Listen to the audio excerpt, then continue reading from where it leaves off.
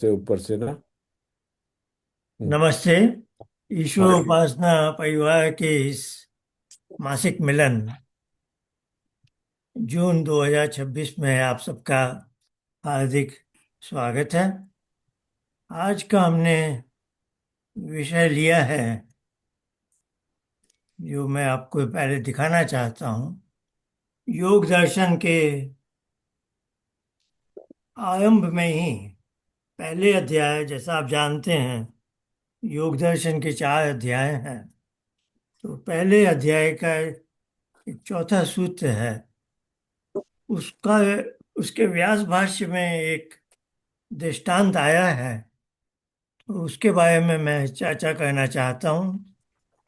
पिछले महीने मैंने आपको बताया था कि अनिल जी के साथ हमने योग व्यास भाष्य का, उसको मैं योग दर्शन का भाष्य तो नहीं कहूँगा क्योंकि व्यास का भाष्य तो है। व्यास के भाष्य का हिंदी अनुवाद या हिंदी रूपांतर का काम हमने लगभग 2 महीने से शुरू किया है। और एक बड़ा ही विचित्र अनुभव हुआ जिसकी मैंने आशा नहीं की थी, क्योंकि व्यास भाष्य जब उपलब्ध है तब यह बात ज़्यादा समझ में नहीं आती है कि उसके अनुवाद में कोई बहुत बड़ी गलती हो। लेकिन व्यास भाष्य के जो हिंदी और अंग्रेजी अनुवाद हैं, जो चार पांच पांच या छह मेरे पास उपलब्ध हैं, उनसे मिलान करके देखता हूँ तो बहुत अधिक आश्चर्य होता है कि लोग योग दर्शन की गहराई को नहीं समझ पाए हैं। तो अभी हम 20वें सूत्र तक ही पहुंचे हैं और ये काम पता नहीं 1 डेढ़ 2 वर्ष लगेंगे इसमें, जिस गति से हम कर रहे हैं। तो इसमें शायद थोड़ी आवाज ब्रेक हो रही है, पूछिए। है, शायद आपके सेंटेंस थोड़े ब्रेक हो रहे हैं। कुछ कर नहीं सकता ना अब मैं। एक मिनट पूछिए, बाकियों को ऐसा लग रहा है। हाँ, कुछ बदल नहीं सकता अब मैं। तो नहीं, ठीक ही है। नहीं, ठीक ठीक है। थोड़ी सी रुक जा रही है मगर आ रही है, नहीं, मुझे, रुक रही है। यार ठीक है, कोई ऐसी बात नहीं है। हाँ, ये फीडबैक आया है कि मेरी वाणी में शायद टूट है ये बीच में। नहीं हाँ। नहीं, बिल्कुल बिल्कुल ठीक आ रही है आचार्य जी। हाँ, नहीं, अभी मैं आगे बढ़ना चाह रहा हूँ, कुछ बदल नहीं हाँ सकता। जी, बिल्कुल ठीक आ रही है। हाँ, तो मैं बोल रहा था कि ये बड़ा मुझे आश्चर्य हुआ है कि अभी 20 सूत्र तक हम पहुंचे हैं और 3 4 अटकी। स्थल, 5 बताऊं मैं, इतने भयानक स्थल हैं कि लोग एकदम पूरा धोखा खा गए हैं। बड़े ही दुर्भाग्य की यह बात है। तो मैं एक दृष्टांत, एक चौथे सूत्र में मैंने एक बात देखी। वह कोई बहुत बड़ी घटना नहीं है, पर फिर भी, क्योंकि देखिए, लोगों ने सांख्य के सिद्धांत समझे नहीं, और उसको समझे बिना आप योग दर्शन नहीं समझ सकते हैं। तो उसका एक नमूना जैसा मैं आज आपके सामने प्रस्तुत कर रहा हूँ कि व्यास भाष्य में एक वाक्य है, उसका लोगों ने क्या अर्थ लगाया और गलत अर्थ लगा लिया, है ना, क्योंकि उन्होंने सांख्य का गहराई से अध्ययन नहीं किया था। तो आइए, ये भूमिका के बाद हम आगे बढ़ते हैं। ये मैंने 4 प्रथम सूत्र रख दिए हैं, ऐसे ऐसे आप इनसे परिचित हैं। पहला योग दर्शन का तो अथ योगानुशासनम है। दूसरा सूत्र जो आपके सम्मुख है, योगश्चित्त वृत्ति निरोध है। आप, योग की आपका परिभाषा है एक तरह से ठीक है। कि आप नहीं आ रही। योग, आप हो सके तो सब म्यूट पे हो जाएं ताकि कोई विघ्न ना आए वाणी में, है ना। तो योग की परिभाषा है चित्त वृत्ति निरोध है। चित्त की जब सारी वृत्तियों का निरोध हो जाता है तो योग योग को व्यास भाष्य में योगा समाधि लिखा है, तो समाधि की प्राप्ति होती है। और योग का एक सीधा साधा अर्थ है हमारे हमारा ईश्वर से मिलना। तो अगले जब योग सिद्ध हो जाए तब उन्होंने कहा तदा द्रष्टु स्वरूपे अवस्थानम। जब योग सिद्ध हो जाए तदा यानी तब जो दृष्टा है, जो हमारा आत्म तत्व है, वह अपने स्वरूप में अवस्थित हो जाता है। इसको आप चाहें तो आप में साक्षात्कार कह लें। महर्षि दयानंद ने दृष्टा का अर्थ ईश्वर भी किया है, तो इससे ईश्वर साक्षात्कार भी होता है। तो ये दोनों अर्थ इसमें से निकलते हैं। अब हम चौथे सूत्र की बात कर रहे हैं। चौथा सूत्र कह रहा है वृत्ति सारूप्यम इतरत्र। इतरत्र से मतलब है जब योग सिद्ध नहीं होता है, ये जो दैनिक हमारे सांसारिक क्रियाकलाप है, तो उन परिस्थितियों में जो चित्त पर जो वृत्ति है, तो पुरुष उसके सारूप्य हो जाता है, जैसे यह सब कुछ उसके साथ हो रहा है। तो जैसे मेरे आंखों के सामने मेरा लैपटॉप कंप्यूटर है, तो मैं इसको ये मेरी चित्तवृत्ति बन गई, और मेरा जो आत्म तत्व है, पुरुष है, वो जैसे इसी में खो गया है ना। तो यह सीधा साधा अर्थ है चौथे सूत्र का। अब हम चौथे सूत्र के व्यास भाष्य पर आ रहे हैं। व्युत्थाने यह चित्तवृत्तय तद अविशिष्ट वेत्ति पुरुष तथा च सूत्रम। इन्होंने एक उस समय की जो एक पैसलिक सूत्र होगा, एकमेव दर्शनम ख्याति एव दर्शनम इति, फिर वो एक वाक्य लिखे हैं। ये आज का मुख्य विषय है, तो इसको मैंने बड़े अक्षरों में भी कह दिया है। तो ये वाक्य है चित्तमयस्कांत मणिकल्पम सन्निधि मात्रोपकाजी दृश्यत्वेन स्वम भवति फिर पुरुषस्य स्वामिनः। तो ये पुरुष और चित्त का एक संबंध बता रहे हैं कि पुरुष स्वामी है। स्वामी का जो स्व है, जैसे मालिक की मिल्कियत है, जो उसके स्वत्व है, वह है चित्त। तो पुरुष और चित्त में स्वामी और स्व का संबंध भी है, जो सांख्य दर्शन के अंतिम तीन सूत्रों में भी है। स्वस्वामी भाव है, छठे अध्याय के अंतिम तीन चार सूत्र हैं, उसमें बताया गया है कि पुरुष का बुद्धि से, और बुद्धि को ही चित्त कहा है। ये बात तो हम इस परिवार में अनेक बार बात कर चुके हैं। तो बुद्धि है जब वो अध्यवसाय कर रही है, जब वो अध्यवसाय से शांत हो जाए तो उसी करण को चित्त कहते हैं, है ना। तो योग दर्शन में चित्त शब्द अधिक आया है, क्योंकि बुद्धि का व्यवसाय बंद होने के बाद चित्त की जो वृत्तियां हैं उनको निरोध करना है ना।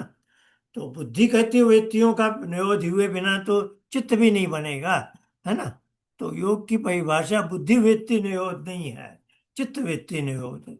तो बुद्धि और चित्त का सूक्ष्म अंतर आप सब जानते हैं।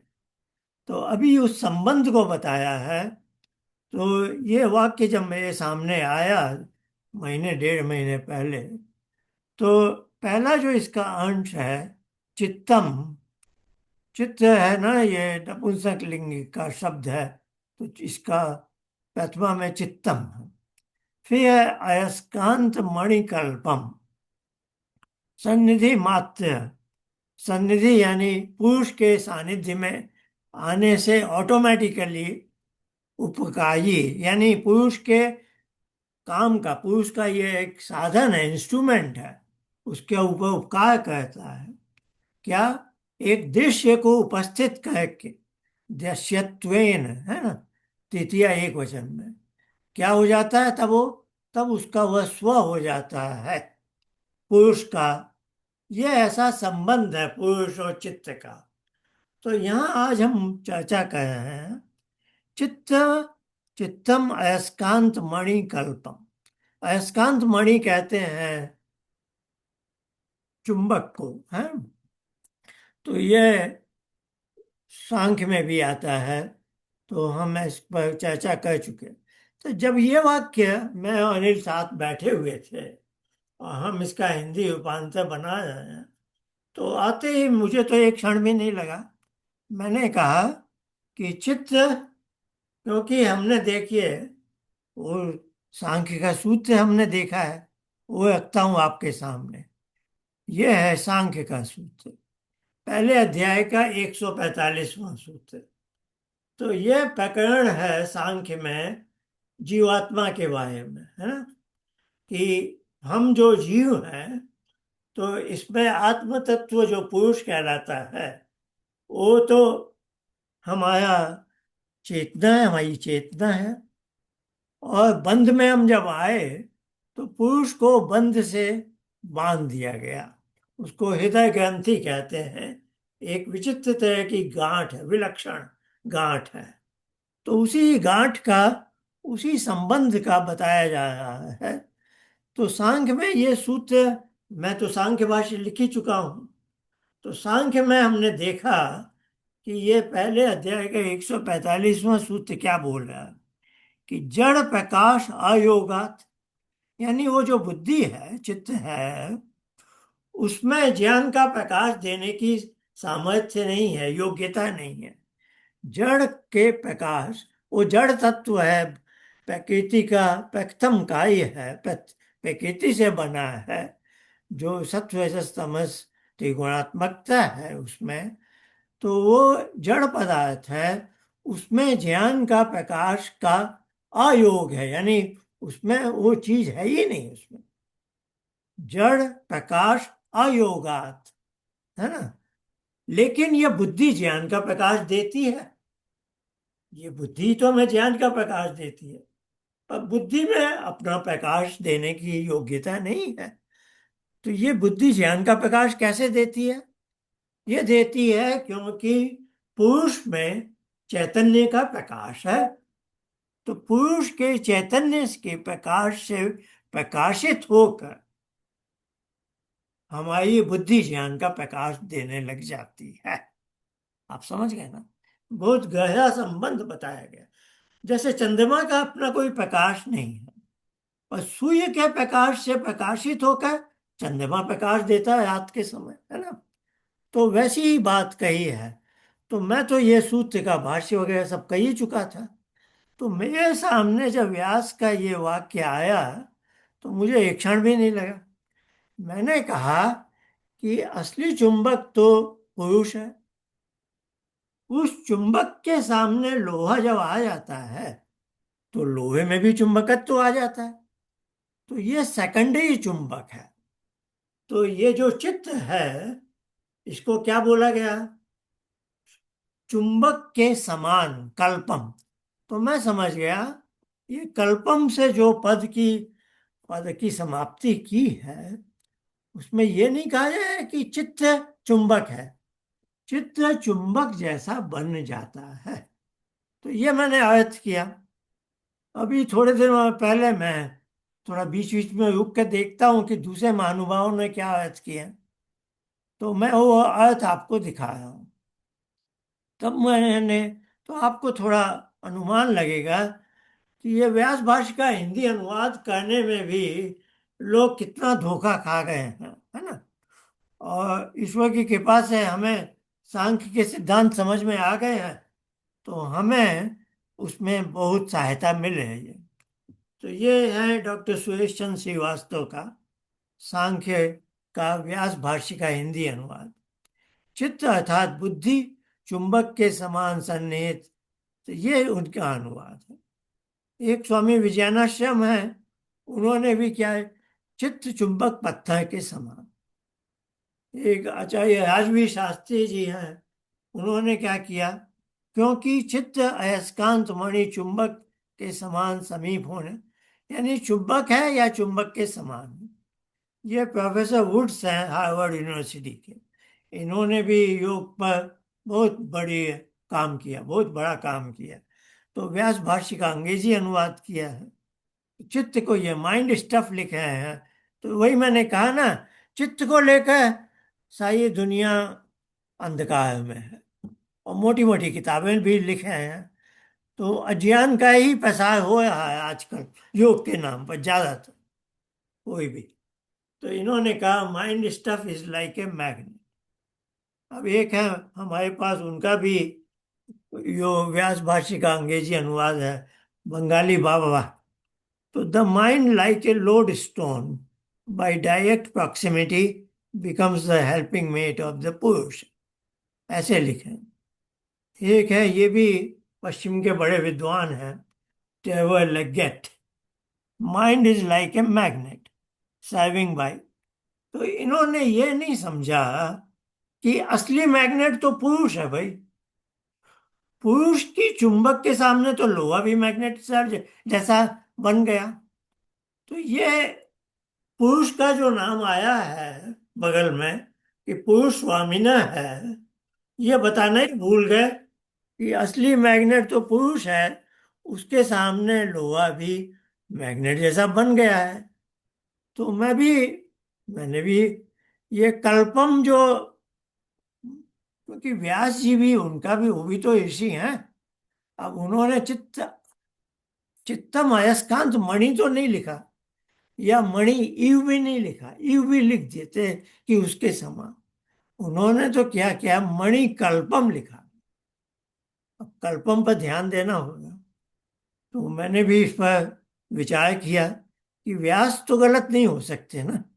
तो जड़ प्रकाशा योगात जो सांख्य का सूत्र है, उसका उन्होंने अपनी भाषा में, संस्कृत में अच्छी तरह से उसको समझाया है हमें।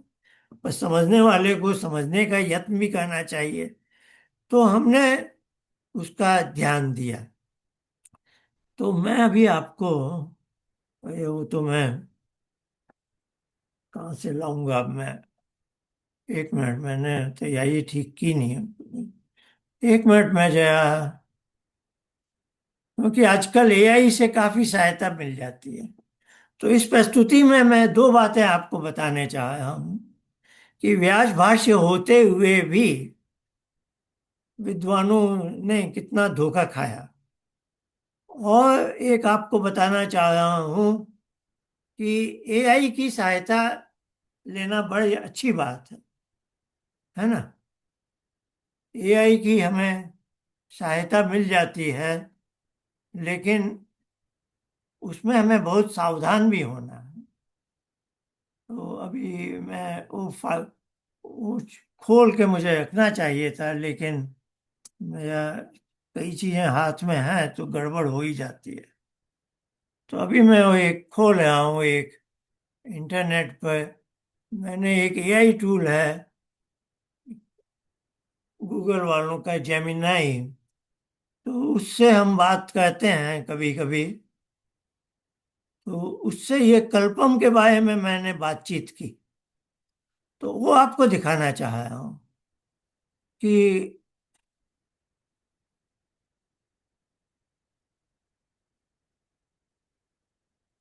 हाँ,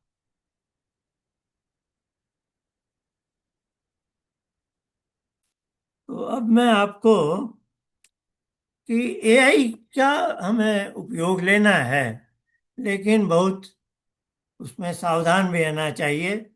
क्यों? क्योंकि देखिए, एआई कोई मनुष्य नहीं है। एआई एक मशीन है, कंप्यूटर है, जो इंटरनेट में बहुत तेज गति से जाता है, और जो उपलब्ध सामग्री है उसको चुन चुन कर आपके सम्मुख रख देता है। तो कोई नई बात वो नहीं कह सकता, वो वही कहेगा जो मनुष्य को मालूम है पहले से, और जो इंटरनेट पर अवस्थित है। तो ये मैंने उसको रखा। अब ये आपके सामने आ गया होगा। ये अब मेरा एआई से संवाद हुआ। तो एआई से मैंने पूछा उससे, सबसे ऊपर इधर देखेंगे इनके अक्षर मैं ज्यादा बड़े कर सकता हूँ क्या? देखता हूँ, एक मिनट। हाँ, ठीक है, ये थोड़े बड़े हो गए।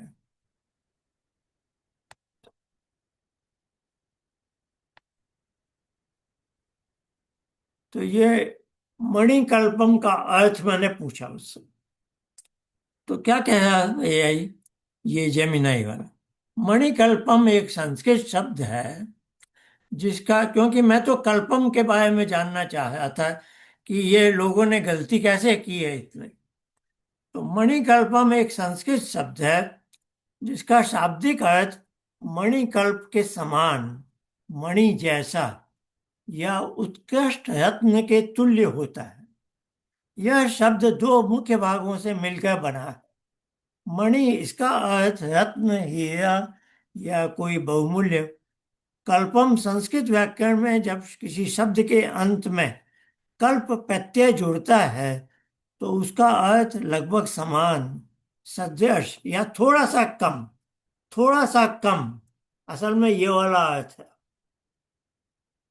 पर लोग कच्चा खा गए हैं ना, वो पुरुष से संबंध नहीं बता पाए। तो व्याकरण और संदर्भ के अनुसार इसके अर्थ, अब इसमें ज्यादा हम नहीं जाएंगे, पर मैं उसको थोड़ा कॉर्नर करना चाहता था कि भाई सीधी सादी बात करो। तो मैंने उसे फिर ये व्यास भाष्य का ये वाक्य दिया। मैंने कहा, चित्तमय स्कंद, जो पूरा वाक्य आपको भी दिखाया है, मैंने कहा ये योग 1:4 का व्यास भाष्य। अब इसमें कल्पम का या इस वाक्य का क्या अर्थ करोगे?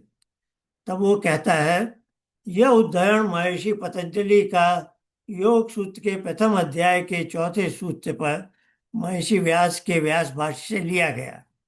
इस पंक्ति से में व्यास जी ने चित्त, बुद्धि और पुरुष आत्मा के बीच के संबंध को एक अत्यंत सुंदर वैज्ञानिक उदाहरण के माध्यम से समझाया है। फिर यह शाब्दिक विच्छेद कर रहा है।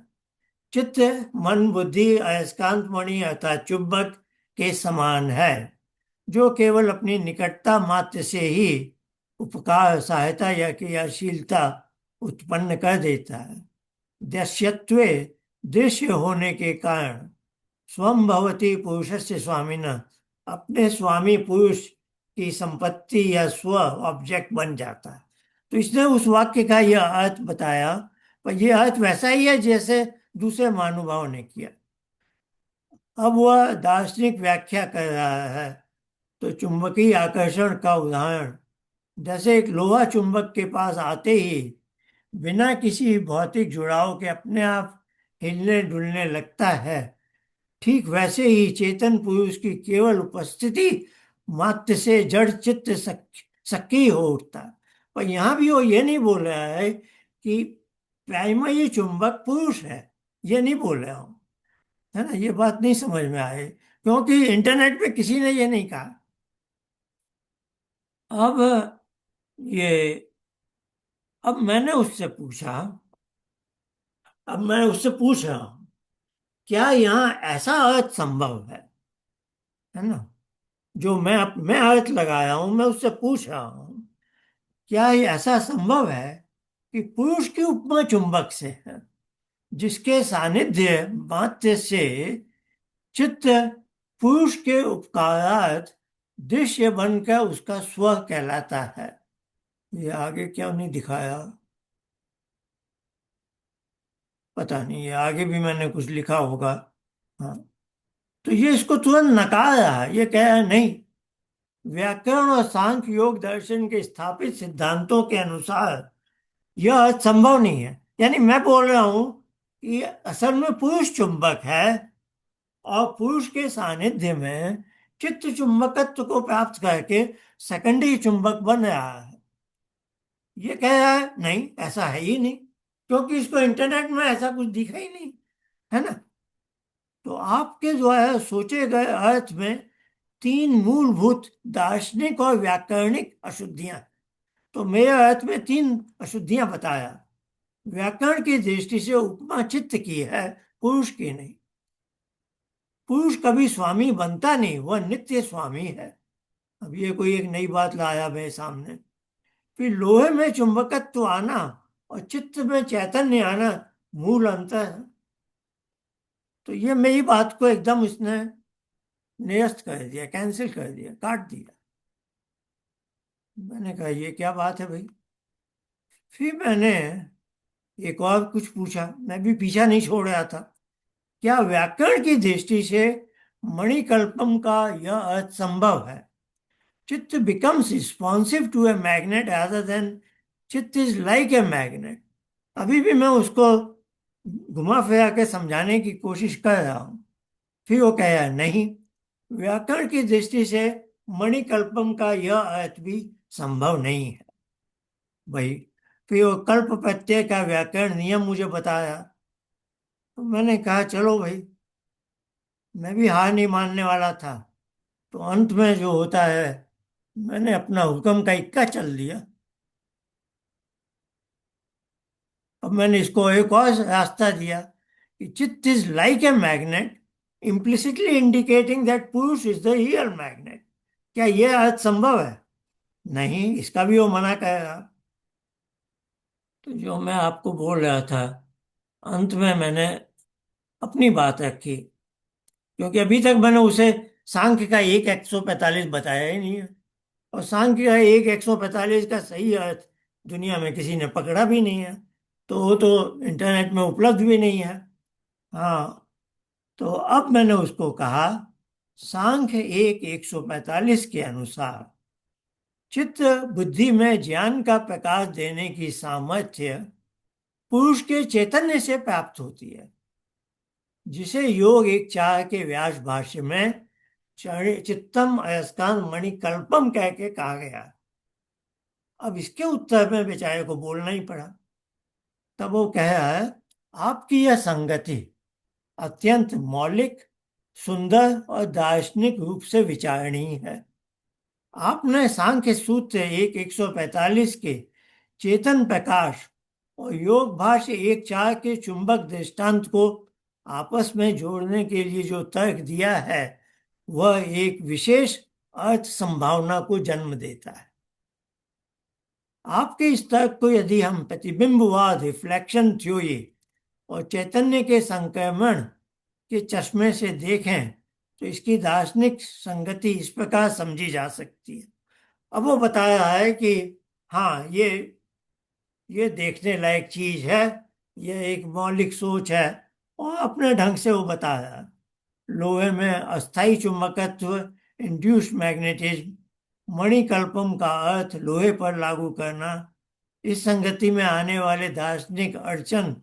तो अब दूसरे लोगों ने क्या किया है, तो इस तरह से उसने कुछ लिखा। तो खैर, मैंने ये एआई का वार्तालाप यहाँ समाप्त कर दिया। और ये उदाहरण मैं आपको दे रहा हूँ कि आप एआई के बहकावे में ही जाएंगे तो आपकी जो मौलिक सोच है वो दही की दही रह जाएगी।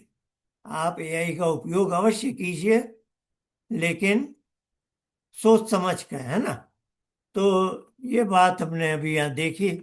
अब मैं अंत में आपको दिखाना चाह रहा हूँ कि मणिकल्पम में जो हमने जो आयत किया उसका बेसिस हमारा क्या था। एक मिनट, मैं आप्टे ने क्या कहा, आप्टे की संस्कृत इंग्लिश डिक्शनरी है मेरे पास, तो मैं उससे काफ़ी उपयोग करता हूँ। तो अब मैं आपको दिखा रहा हूँ अंत में, आप्टे ने संस्कृत इंग्लिश डिक्शनरी में कल्पम के लिए क्या लिखा है। ये नंबर 9 बताया। मेरे पास पुरानी कॉपी है तो थोड़ा बहुत साफ साफ नहीं है। फिर ये कल्पम का वो अर्थ मुझे बता रहा है, ए टर्मिनेशन यानी पद की समाप्ति। A termination added to the nouns and adjectives। अयस्कांत मणि एक नाउन है, संज्ञा शब्द है, उसके साथ लगाया गया है कल्पम। In the sense of a little less than. देखिए, आपने ने सही कहा, almost like, nearly equal to. फिर एक बात और लिखे हैं, denoting similarity with a degree of inferiority. यानी असली अयस्कांत मणि तो पुरुष है ना। उस पुरुष वो असली चुंबक है। उसके सामने आने से ये थोड़ा हल्के स्तर पर चुंबक, सेकेंडरी चुंबक बन गया, है ना। तो इस रहस्य को सांख्य वाला ही समझ सकता है, और वही व्यास भाष्य के इसका सही अनुवाद कर सकता। तो अभी हम 20 सूत्र तक ही पहुंचे हैं, और ये तो बहुत छोटी सी घटना है। 4-5 इतने बड़े बड़े विषय मिले हमें, मैं क्या कहूं कि आप यानी परेशान हो जाएंगे, इतने ज्यादा हुआ। तो ये आज का एक छोटा सा विषय मैं आपके सामने रखना चाहता था। इसके बारे में किसी का कोई प्रश्न है, कोई टिप्पणी, या कोई और बातचीत, तो हम यहाँ से आगे बढ़ सकते हैं। आचार्य जी, मेरा एक प्रश्न है।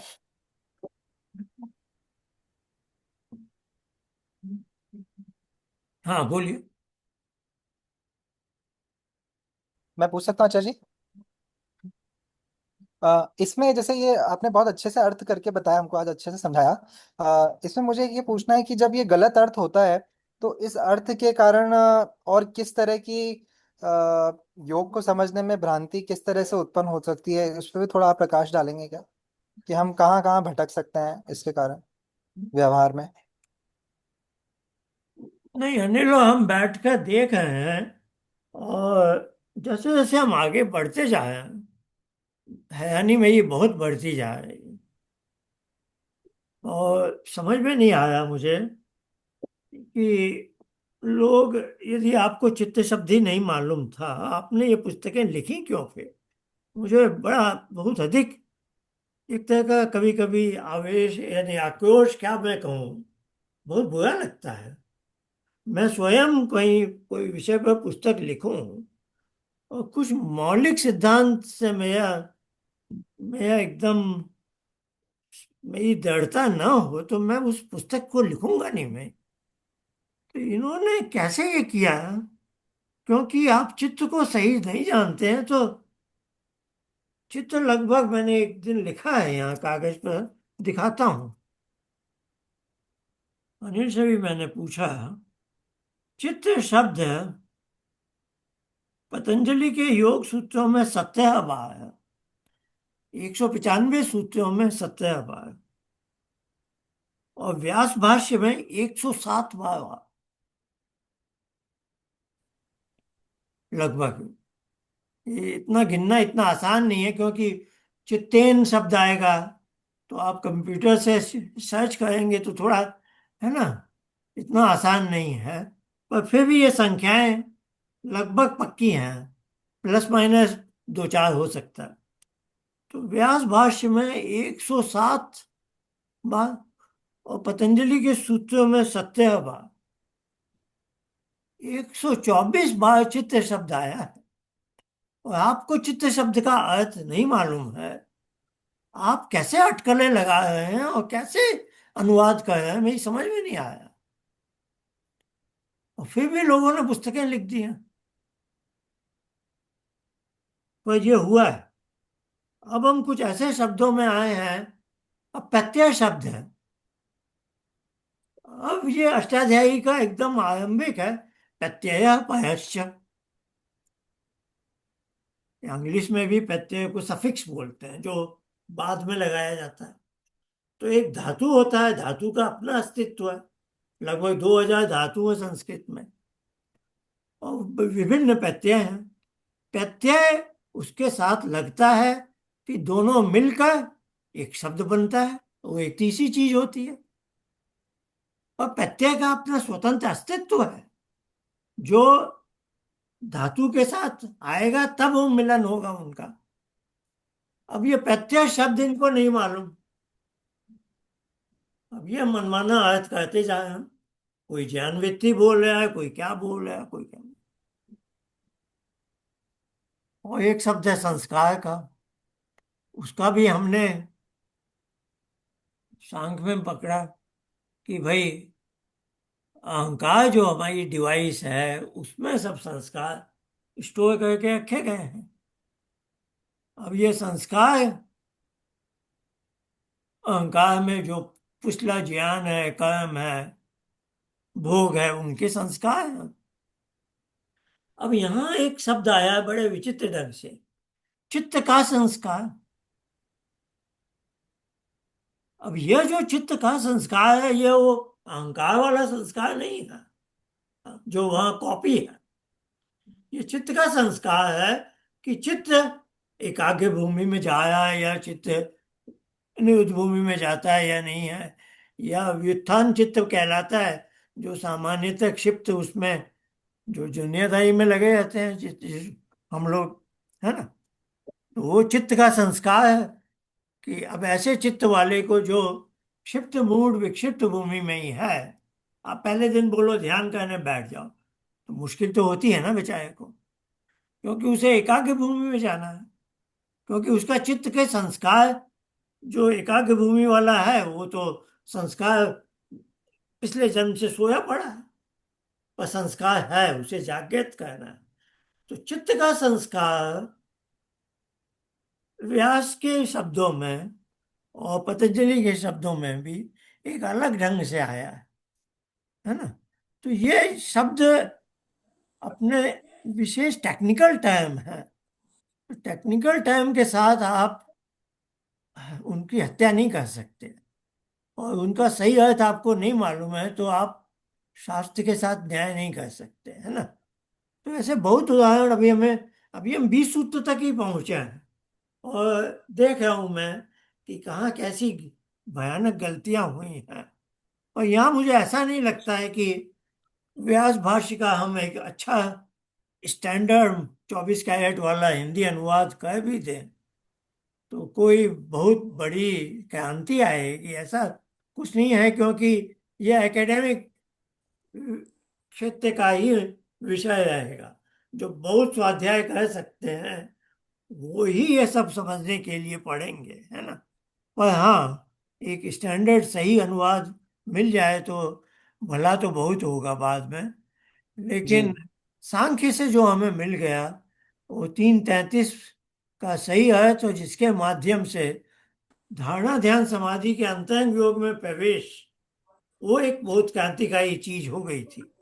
तो वैसा योग दर्शन से मुझे नहीं लगता वैसा होने वाला है। और हाँ, टेक्निकल टर्म्स में देखें तो अब हम इसका भी एक 24 कैरेट वाला लगभग मानक भाष्य, भाष्य तो नहीं कहूंगा, व्यास भाष्य का अनुवाद कर सकेंगे। हाँ, प्रेम बहन जी, हाँ। आचार्य जी, एक मिनट। मैं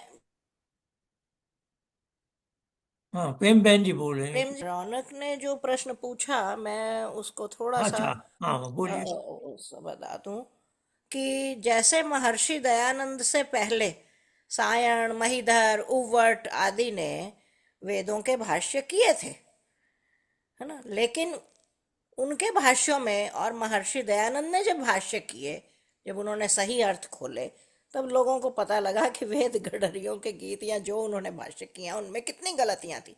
जबकि वेद मंत्र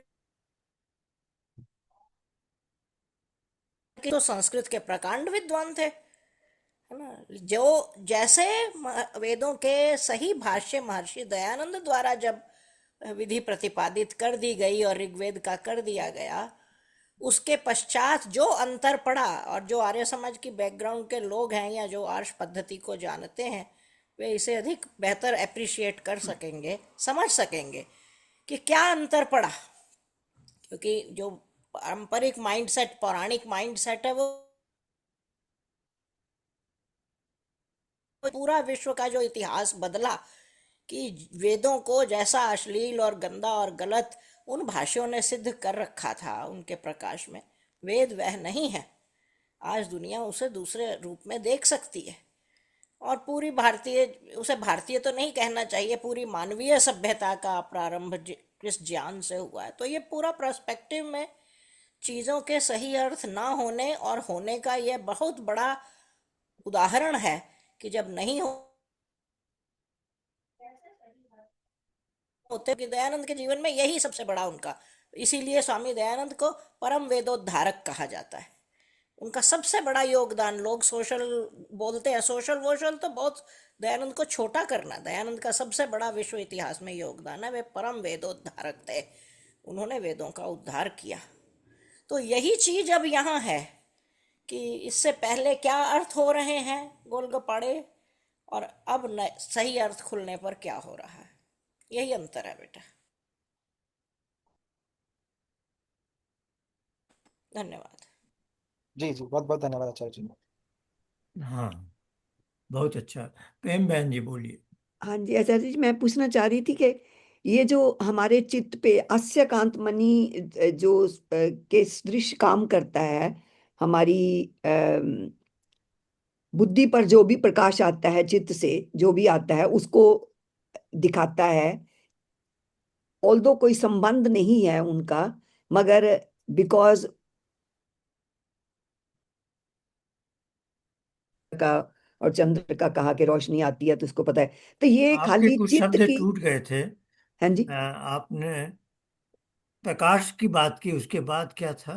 हाँ जी, और जो जो हमारे चित्त पर वृत्ति या कोई आती है, उसको दिखाने वाला हमारा पुरुष जो है वो उस वृत्ति को देखता है सूर्यकांत की मणि की तरह, ऑल्दो बुद्धि पे साथ संबंध नहीं है, मगर उसकी उसकी वजह से वो जो भी चित्त पे आता है नहीं, आप दो चीजों को है ना मिला रहे ना, हैं। बाहर से नहीं, चित्त पे होने वाली वृत्तियों से का ऐसे संबंध होता है। तो क्या समाधि में भी जो ज्ञान मिलता है या आत्म पुरुष महसूस करता है, वो भी बुद्धि के ऊपर महसूस करता है, वो भी इसी तरीके से मिलता है कि खाली वृत्तियों का मिलता है? नहीं, आप है ना दो तीन चीज बातों को जोड़ रहे हैं, ध्यान से हमें ओके, देखना कोई होगा। कंफ्यूजन है? हाँ जी। एक है कि ये बुद्धि रॉ मैटर है। बुद्धि जो है एक पार्टिकल है, समझिए। हाँ जी। उसमें ज्ञान का प्रकाश देना संभव नहीं है उसके लिए। हाँ जी वो। बुद्धि एक पार्टिकल कहीं अलग पड़ा हुआ है। हाँ जी। अब बुद्धि को जब पुरुष के साथ ऐसे बांधा गया है, तो बुद्धि, वो जो पार्टिकल अलग था उसका नाम भी अलग है, उसका नाम है महत है। महत में ज्ञान का प्रकाश देने की सामर्थ्य नहीं हाँ है। जी। हाँ बिल्कुल। अब ये पुरुष की जो चेतना है, चेतना और ये दोनों को पास लाया जाता है। ये ईश्वर कुछ कहता है ऐसा कि महत अब बुद्धि बन जाता है, और बुद्धि बनने से वो एक पर्टिकुलर काइंड ऑफ इंस्ट्रूमेंट बन गया है पुरुष के लिए, कि वो उसको जगत की सही जानकारी दे सकता है। जिसको ऐसे समझिए, हाँ जी। एक कार खड़ी है, एक कार खड़ी है, बहुत अच्छी चीज है, और वो कार में कोई सामर्थ्य नहीं है चलने की। जब उस कार की ड्राइविंग सीट पर एक मनुष्य बैठ जाता है, तब उस कार में चलने की गतिशीलता आ जाती है, हम्म। अन्यथा उसमें गतिशीलता नहीं है। हम्म। आप समझे? हम्म। तो महत में ज्ञान का प्रकाश देने की सामर्थ्य नहीं हो सकती कभी भी। जैसे कार कभी भी नहीं चल सकती अनलेस एंड अनटिल एक चेतन ड्राइवर उसकी ड्राइविंग सीट पर न बैठे। पहले ये आपको समझ, ये एक बेसिक उनका संबंध है ये। हाँ जी आचार्य जी। इस संबंध को बताया गया है अयस्कांत मणि से। हाँ जी। अब इस संबंध के द्वारा अब क्या होता है कि वह बुद्धि बाह्य जगत की चीजों का प्रकाश, बाह्य जगत के चीजों को दिखाने लग जाती है, दृश्य बन जाती है। बिल्कुल। वो अगला हाँ स्टेप। जी। हाँ जी। तो आचार्य जी, मेरा प्रश्न भी यही है कि बुद्धि बाहर की चीजों को तो दिखाना शुरू कर देती है, मतलब दिखाती है इस तरीके से, क्या हाँ, जब समाधि में हम जो कुछ अब दृष्टु हाँ दृष्टा चलिए स्वरूपे, उसका। वो भी इसी तरह होता है या उसका कोई और माध्यम है? हाँ, उसका अब क्या है, हाँ अब जी। वो बुद्धि है। हाँ जी। में हम बाजार में चल रहे हैं, बुद्धि से सब देख रहे हैं, समझ है कहाँ दाहिने मुड़ना है, कहाँ बाएं मुड़ना है, कहाँ सीधे चलना है। एक जगह हम बैठ गए शांति से और हमने बुद्धि के व्यापार बंद किए, तो हम चित्त में, वो बुद्धि चित्त बन गई। हाँ जी। अब चित्त में भी पुरानी कुछ बातें हम याद कर सकते हाँ, हैं, बहुत कुछ आ अहंकार से सब जो आना था वो भी बंद हो गया। हाँ बहुत कुछ जी। आता है। हाँ वो जी। है चित्त वृत्ति। हाँ जी। अब चित्त वृत्ति का हमने रोक दिया हाँ जी। तो चित्त ब्लैंक हो गया, सिनेमा हाँ हॉल जी। का पर्दा ऐसे खाली हो गया। अब चित्त वृत्ति निरोध जब हो गया तो बिल्कुल। ईश्वर हाँ की जी। कुछ कृपा से एक फ्लैश आ जाता है वहां पर। वो जो फ्लैश है वो भी अस्यकांत मणि के थ्रू ही आता, के तरीके से ही आता है, उसी माध्यम से आता है। चित्त अभी एक माध्यम का काम कर रहा है। अच्छा, ठीक है। हाँ जी। चित्त पर ही वो फ्लैश आ सकता है। ओके ओके, यही तो मेरा प्रश्न आपने था अपनी सॉरी। तरफ से क्या किया, चित्त को रोक दिया, हाँ जी। निरुद्ध कर दिया, चित्त को ब्लैंक कर दिया। आप ब्लैंक किए हुए हैं, लेकिन ईश्वर ने फिर कुछ उचित समझा कि इस मनुष्य को मुझे कुछ संदेश देना चाहिए। हम्म। तो उसने एक फ्लैश वहां पर उपस्थित किया। वो हम्म। फ्लैश तभी आ सकता है जब चित्त ब्लैंक हो। बिल्कुल। तो इसकी भी दो संभावनाएं हैं। एक है आपने ब्लैंक किया, योग दर्शन की शिक्षा के अनुसार अभ्यास करके आप वहां पर चले गए और ईश्वर ने आपको एक फ्लैश दे दिया। एक ये संभावना है। दूसरी संभावना, हम्म। जैसे मैं और आप अभी बात कर रहे हैं, है ना, समझिए मुझसे किसी ने प्रश्न पूछा। आप भी वक्ता हैं, कई बार आपके जीवन में भी अनुभव हुआ होगा कभी कभी। किसी बच्चे ने कुछ पूछा, अब वो प्रश्न का उत्तर आपको मालूम नहीं है, आपने कहीं पढ़ा नहीं है, कहीं सुना नहीं है, पर कुछ अकस्मात ऐसा हो जाता है कि आपके वाणी से उसका उत्तर निकल गया। आप समझ रही हैं, ऐसी परिस्थिति कभी आई होगी आपके जीवन में। हम्म। हम्म। हम्म। हम सबके जीवन में ऐसी चीज होती है कि हम्म। एक क्षण ऐसा आता है, हमें नहीं मालूम क्या करना है, क्या बोलना है, या कहाँ जाना है, क्या करना है। पर अकस्मात अंदर से एक कुछ आता है और हम एक निर्णय ले लेते हैं। हम्म। हम्म। तो उस समय वो फ्लैश उसने मुझे दिया है। मैं हम्म। बैठ कर समाधि में नहीं गया, पर क्योंकि वो सर्वांतर्यामी है, सर्वव्यापक है और उसके पास बहुत शक्ति है, तो वो क्या करता है, हम्म। वो मेरे चित्त को ब्लैंक कर देता है और फिर मुझे फ्लैश दे देता है। हम्म। हम्म। तो ये सब वो एक झटके में करता है। हम्म। आप समझे। तो ये हम्म। जो समाधि का फ्लैश है, वो भी दो ढंग से हमें मिलता है। एक तो है हम खुद उसके पास जाते हैं कि भाई दाता मुझे कुछ दो, हम्म। मैं चित्त खाली कर दिया, है ना, जो इधर उधर से पढ़ा सुना था वो मैंने हटा दिया, हम्म। अब खाली है, प्लीज खाली स्लेट पर कुछ लिख दो अब तुम। हम्म। एक तो हम्म। ये है फॉर्मल तरीका। एक है वो अपने ढंग से कि इस मनुष्य को इस समय ये बात बताई जानी चाहिए जो हम्म। उसके कल्याण के लिए है हम्म। ना। जैसे आप, आपकी पहली संतान ने आपको, आपने जन्म दिया, हम्म। तो अब एक माता को क्या क्या करना है बच्चे को संभालने के लिए, तो वो इंस्टिंक्टिव चीज अपने आप आ जाएगी ना आपके पास। हम्म। हम्म। हम्म।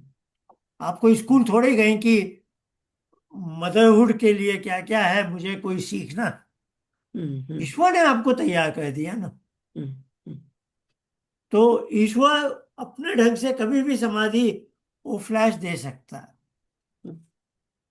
वो फ्लैश देने के लिए जरूरी नहीं है कि आप आंख बंद करके वैसे करके बैठे हैं तभी मिलेगा। पर तब मिलने, तब आप हम्म। उसके तो रिसेप्टिव माध्यम होने के माध्यम लिए अधिक अस्यकांत लायक मणि हो की जाते तरह हैं। ही है, और अदरवाइज कोई संबंध नहीं। हाँ, आप वो ठीक है। उसके हाँ जी। लायक हो जाते हैं। You begin to deserve it more. I wish. धन्यवाद आचार्य जी। और किसी का कुछ?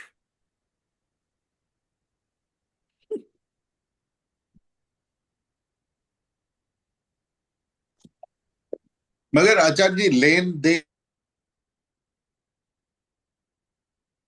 में ध्यान में बैठना भी नहीं चाहिए कि मुझे कुछ देगा। हम तो उससे मिलना चाहते हैं बस, कि अब वो फिर तो उसके ऊपर है कि मतलब क्या आता है।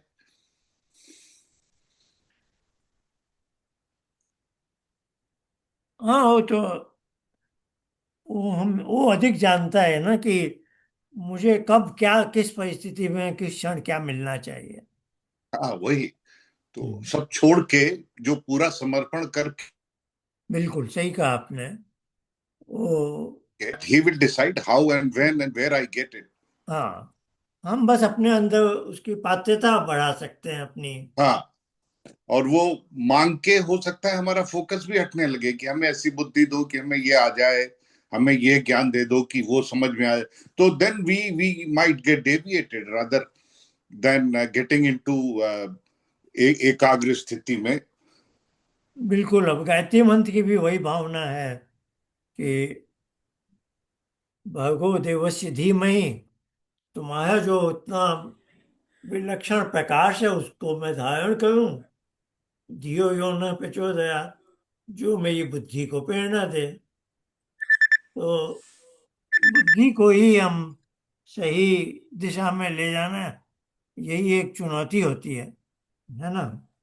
नहीं तो हर परिस्थिति में बुद्धि काम नहीं कर पाती ना, कई परिस्थितियों में बड़ो वैसे क्षण सर, आते ही हैं जीवन में। जी। अच्छा जी, मेरे पास भी एक अयस्या आइए। कांत मणि के सदृश है।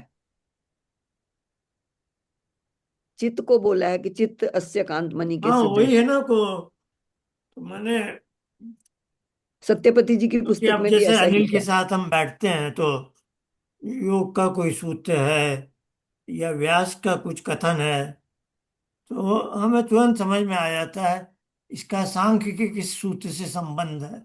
हाँ बिल्कुल, क्योंकि अब मैं देख रही हूँ क्योंकि वहां भी वैसा ही लिखा है। सांख्य में सांख्य के आधार पर योग खड़ा है ना। तो ये कह रहे हैं कि दृश्यत्व के रूप में स्वामी जीवात्मा का स्वय बन जाता है।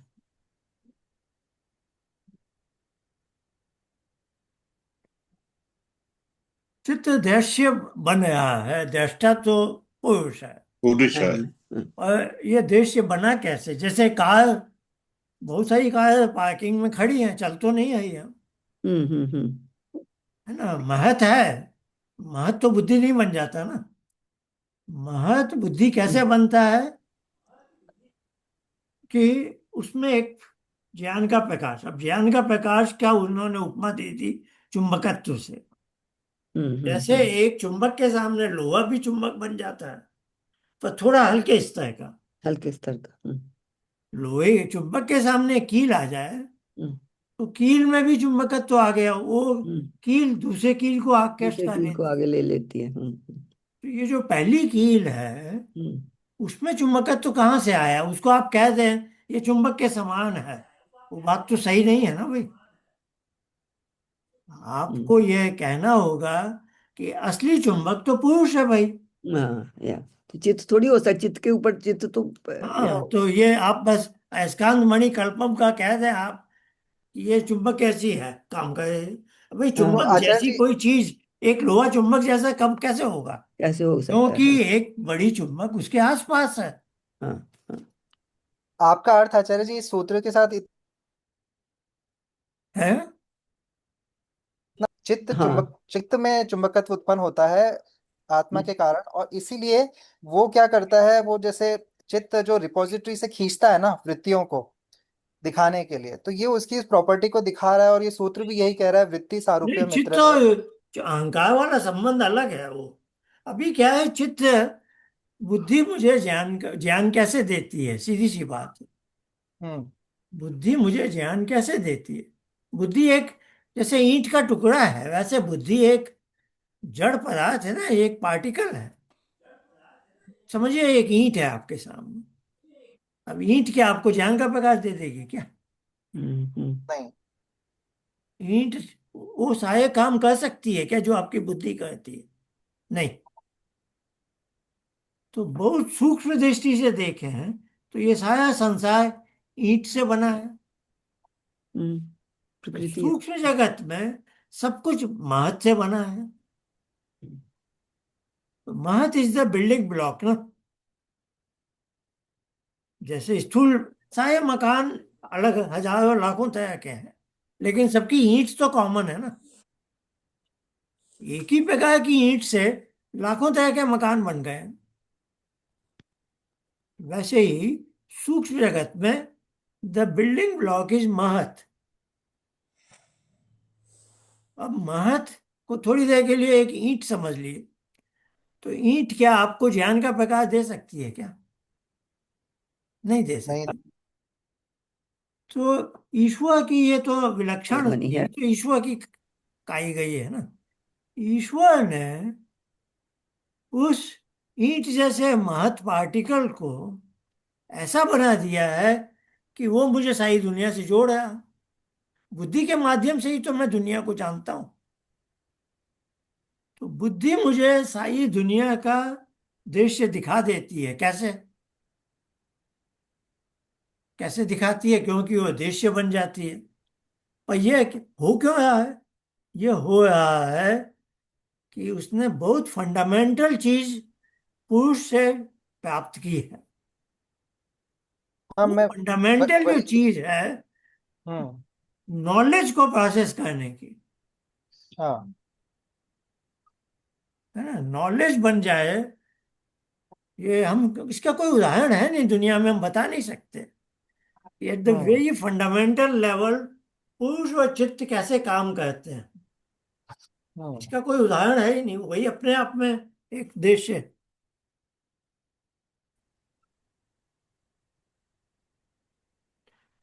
तो क्लोजस्ट में यही समझा रहा हूं। एक कार देखने में अच्छी है भाई, हाँ, ये दौड़ सकती है, और पड़ी है वहां पर। जब तक एक conscious human being driver seat पर ना बैठे, हम्म। वो उसमें वो शक्ति तो आई नहीं, गतिशीलता नहीं आई। फिर तो वही मिट्टी का ढेला जैसी पड़ी है ना। तो वही चित्त है, वो एक मिट्टी के लेकिन ढेले वो जैसा उल्टा टुकड़ा उल्टा है। लेकिन this has become our most fundamental instrument, जिसके बिना, जिससे हमारा मनुष्य जीवन चल रहा है। जी। नहीं, अच्छा जी, मैं वही कह रहा था कि आपका जो अर्थ है वो अ, आत्मा, चित्त और चित्त की जो क्षमता है प्रकाश देने की, उसके जो सामाजिक संसार है उसके बारे में जो क्षमता,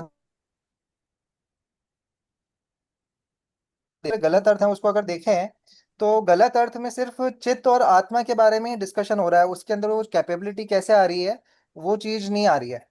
तो इसलिए आपका अर्थ अभी उसको अच्छे से विस्तारित कर रहा है सूत्र को। बिल्कुल सही कहा। नहीं, चित्त की वो फंडामेंटल चीज है। अब क्या है, ईश्वर ने हमें पूरा ये शरीर भी दिया है ना, ये आंखें भी दी हैं, कान भी दिए, तो ये पूरा एक विस्तृत तंत्र बन जाता है ना।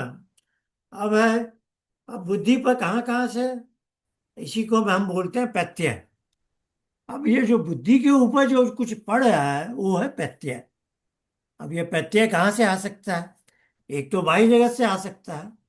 आंखों ने कुछ देखा, वो चक्षुवृत्ति है, वो मनस ने ली, अहंकार ने पकड़ी, अहंकार ने वहां ट्रांसफर की, तो वो प्रत्यय बुद्धि पे आया, तो उसने एक मुझे दृश्य दिखाया जो आंखों ने देखा। कान से जो शब्द सुने वो भी बुद्धि पे आए, वहां भी बुद्धि में वो शब्द बने। तो एक तो प्रत्यय बाह्य जगत से आता है। अब जो रौनक ने भी शुरू में बात कही थी अहंकार से, तो अहंकार में पुरानी चीजें पड़ी हुई हैं। अब उसको हम रिकॉल करना, रिट्रीव करना चाहते हैं, रिकलेक्ट करते हैं, है ना, पुरानी बातों को। तो प्रत्यय हमें अहंकार से भी आते हैं। और दूसरी तरह क्या है, एक तो सांख्य की पुस्तक में मैंने क्या कहा, एक लाइव है, एक प्लेबैक है, ठीक है ना। लाइव है जो बाहरी जगत से आया, प्लेबैक रिकॉर्डेड। प्लेबैक है जो पुरानी चीजों को हम वापस देखें। और अभी जो प्रेम बहन जी ने समाधि वाली बात की, वो संप्रज्ञात योग में वो प्रत्यय ईश्वर ने दे दिए सीधे। वो सीधा आता है, प्रत्यय उसमें के भी तुक तीन मणि का स्रोत हो कोई गए, नहीं है। और यही तीनों मेरा चित्त सवाल पे था। आएंगे। हाँ। चित्त ही दिखा सकता है। हम्म। पर चित्त पे आने का एक है, पूरी इंद्रिय प्रणाली से आते हैं। दूसरा है सीधे अहंकार से आगे पुरानी बातें, वो प्लेबैक है। तीसरा है ईश्वर की कृपा से हमें मिल गया, है ना। तो ये चले जी, इन सब प्रत्यय का चीजों में रहस्य अगर नहीं समझ इक्वल का। पाए। अभी मैं बताया था ना, अब प्रत्यय भी शब्द मैंने देखा योग दर्शन में 10 बार आया। 195 सूत्रों में 10 सूत्रों में प्रत्यय है, हम्म। पतंजलि ने। और व्यास ने 79, 80 में एक कम प्रत्यय शब्द का प्रयोग किया। और ये प्रत्यय शब्द इन्हें नहीं मालूम है।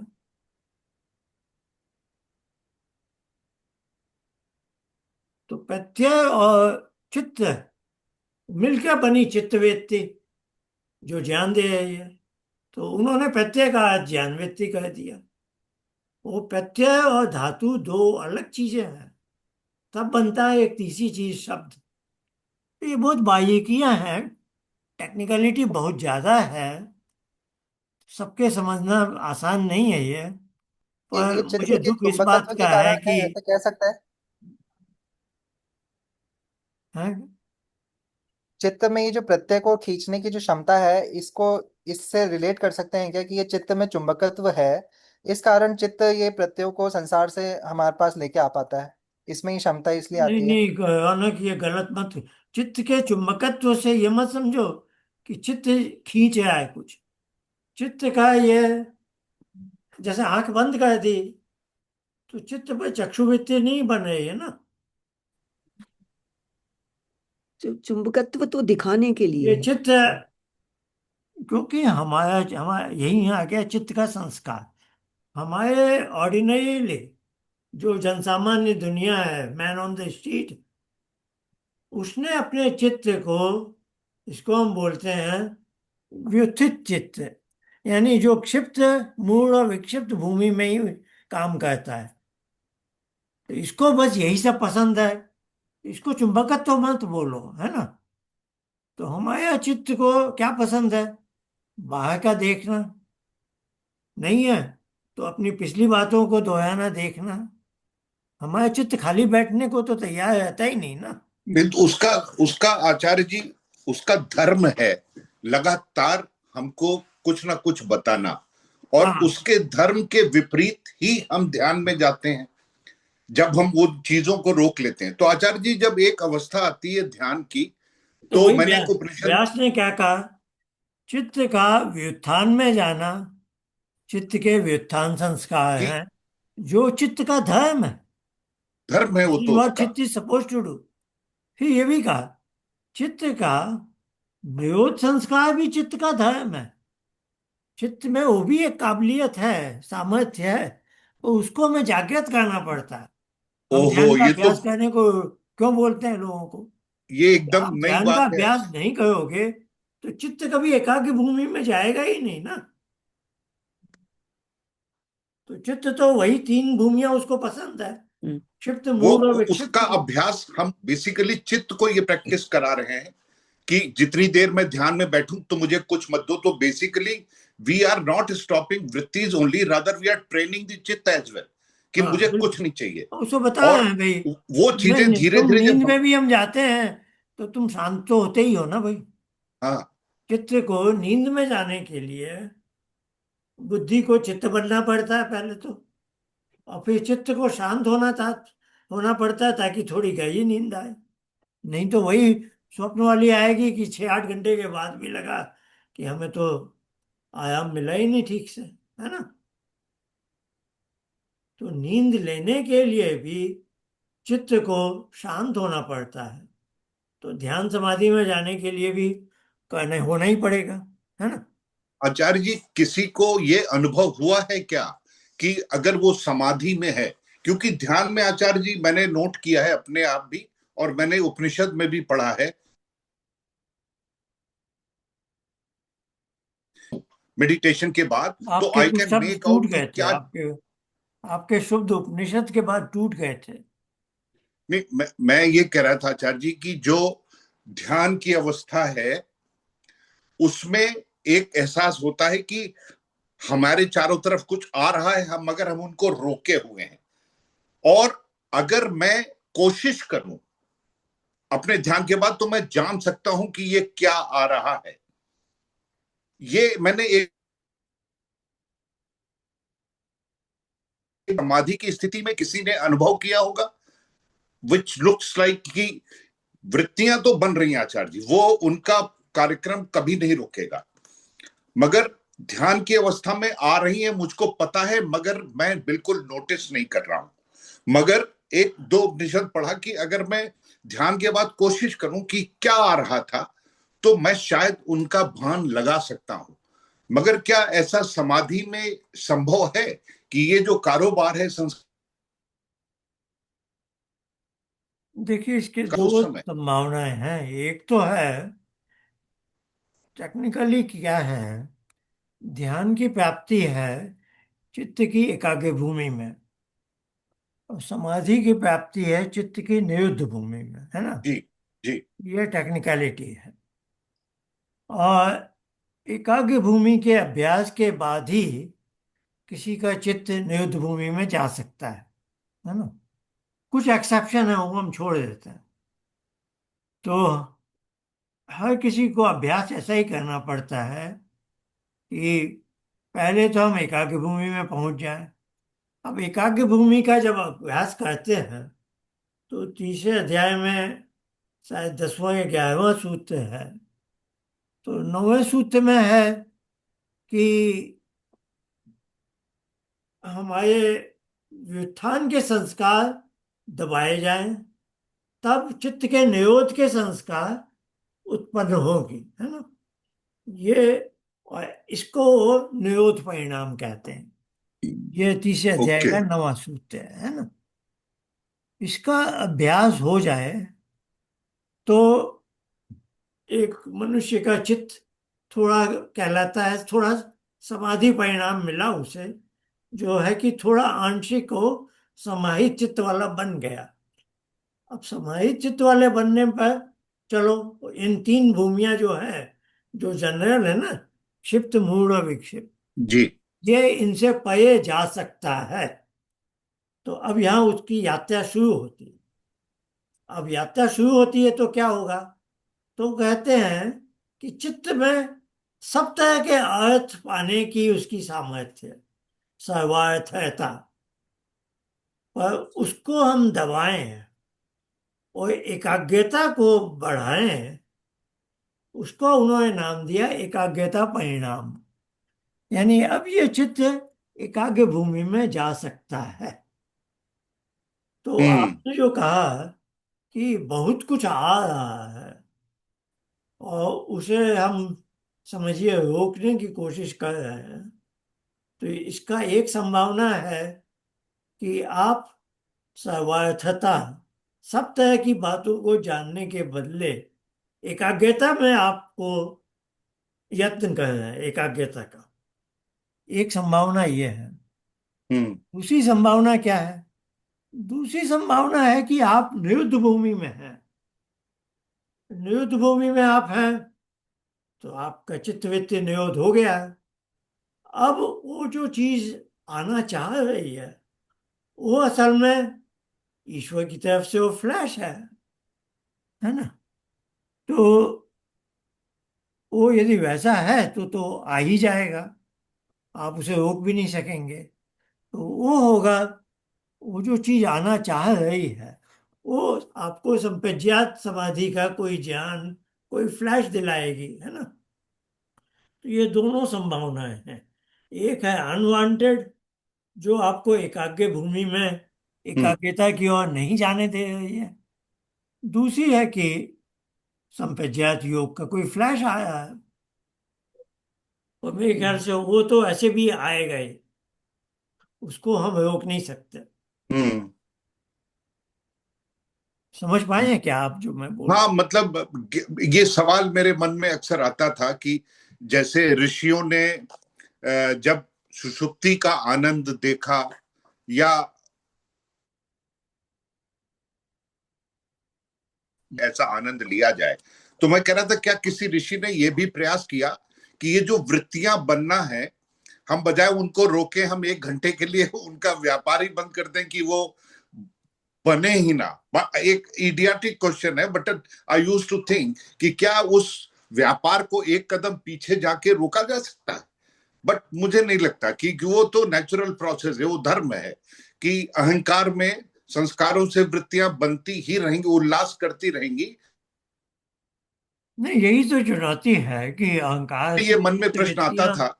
उत्पन्न हो रही हैं, और हमें उसी को तो धारणा कहते हैं ना, जी कि हमारा चित्त कुछ ना कुछ धारण कर रहा है, और अब हम कोई एक ही चित्त वृत्ति को पकड़े रहना चाहते हैं और उसमें सफल हो गए, तब हम कहते हैं हमने ध्यान में हम प्रवेश कर जी चुके हैं, है ना। तो धारणा और ध्यान में यही अंतर है। धारणा में हमारी जो चुनी हुई चित्त वृत्ति है, जिसको जी हम प्रत्यय कहते हैं, जो चुनी हुई चित्त वृत्ति जैसे 3:33 के माध्यम से हम उसको जन्म देते हैं, जी जी है ना। हमने उसको जन्म दिया, वो स्थापित हो गई है, और सामान्यतः कुछ देर के बाद वो हट जाती है, फिर दूसरी चित्त वृत्ति आ जाती है। जब हाँ तक ये डिस्प्लेसमेंट हो रहा है हम धारणा में, जी जब हमारी चुनी हुई चित्त वृत्ति सस्टेन हो गई, हमने उसको कंसोलिडेट कर लिया है, 2 मिनट, 4 मिनट, 5 मिनट, जितना भी है, तो उतनी देर का ध्यान हो गया, है ना। ध्यान है। और फिर वो चित्तवृत्ति भी हट गई, एकदम ब्लैंक हो गया, तो हम निरुद्ध भूमि में आ गए हैं। हम्म। तो एकाग्र भूमि में एकाग्रता मिलती है, जो ध्यान है। निरुद्ध भूमि में सफलता मिले तो समाधि मिलती है। वो और एक वो अलग निरुद्ध, डायमेंशन है। हाँ, तो ऋषियों ने हमेशा कहा है, आता है प्रयास क्योंकि ध्यान का करना है, हाँ, ध्यान बस समाधि में बन जाएगा तो ये उसकी कृपा से होगा। उसकी कृपा है। हाँ, बड़ा गजब। और अब ये मगर ध्यान आचार्य जो जी, हम बोल रहे हैं, जैसा आप जानते हैं, जी, ये कृपया ध्यान दीजिए वाला नहीं है। नहीं नहीं आचार्य जी, वो वो बुद्धि की एकाग्र अवस्था है, हम चित्त आज की आपने एकाग्र। एकदम नई बात बताई आचार्य जी। इससे बड़ा बल मिलेगा ध्यान में मुझे कि चित्त की ये क्वालिटी भी है कि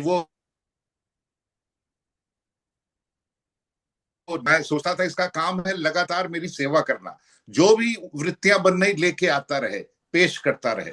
बट उसमें ये क्षमता है और उसका एक गुण है। और जैसे आपने नींद का एग्जाम्पल दिया, ये बहुत बड़ी बात है आचार्य जी, जो आज मैंने सीखी कि इस चीज को अगर मैंने कभी इस पर विचार नहीं किया था, ये बोला आज आपने जब, तो इससे जो है और वाइडन होता है स्कोप समझने का चित्त को, कि ये तो उसकी क्वालिटी का हिस्सा है। अगर ये मालूम हो जाए ये जो इसको देखिए, ऋषियों ने ऐसे समझाया तो ये हमारे कि प्रयास हमें जो को, नींद आ जाती है, उसको चित्त की मूढ़ भूमि कहा है। मूढ़ भूमि, हाँ, मूड, मूढ़ भूमि में जो हो रहा है वो तो ईश्वर की देन है कि दैनिक जीवन में हमें नींद आ जाए, है ना। जी और यही सामर्थ्य को मैं एकाग्र भूमि में जाने में कर लूं, तो वो है योगाभ्यास, है ना। तो मूल भूमि पे जो गतिविधि होती है, स्वप्न वाली नींद, फिर गाढ़ी नींद, इसी को मैं योगाभ्यास से बैठ कर करने लगूं, लेटे हुए नहीं, बैठ। हम्म, तो इसलिए आसन इज ऑलवेज मैंडेटरी, है ना। यस वो करूं तब मुझे एकाग्र भूमि और निरुद्ध भूमि मिलेगी। चीजें वही है, सुषुप्ति में भी वही है जो समाधि में है। जी जी और सुषुप्ति मूल भूमि की क्लाइमैक्स है, हाँ, और समाधि निरुद्ध भूमि का क्लाइमैक्स है।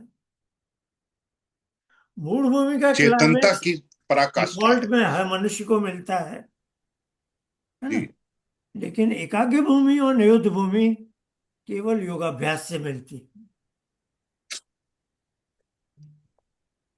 चलिए, बहुत अच्छा है। मैंने आज सोचा था थैंक यू आज आचार्य जी। का सत्य तो उतना लंबा नहीं जाएगा। Thank you. हम लोग बातचीत में लग जाते हैं तो बहुत ज्यादा। धन्यवाद आप। थैंक यू आचार्य जी, धन्यवाद। धन्यवाद। मिलेंगे अगले महीने। धन्यवाद आचार्य जी, धन्यवाद आचार्य जी, नमस्ते। नमस्ते टू ऑल। यस। प्रेमा जी आप एड्रेस हाँ जी, भेजिएगा। जरूर हाँ, भेजिए। नमस्ते। धन्यवाद। खूब अच्छा ध्यान लगे, आप सबका आशीर्वाद। ये चाहिए। नहीं लग रहा अभी। अरे उससे बढ़िया कुछ नहीं है। आई नो मगर हो नहीं रहा, क्या करूं। वो बस लगे रहिए, छोड़िए दुनिया मत, दुनिया की तरफ ज्यादा ध्यान जा रहा है, इधर उधर जाने दीजिए फजूल उसको। की बात। गैप बनाइए, बोलो मैं देख रहा हूं तुमको। मैं तो डांटने लगता हूं, मैंने कहा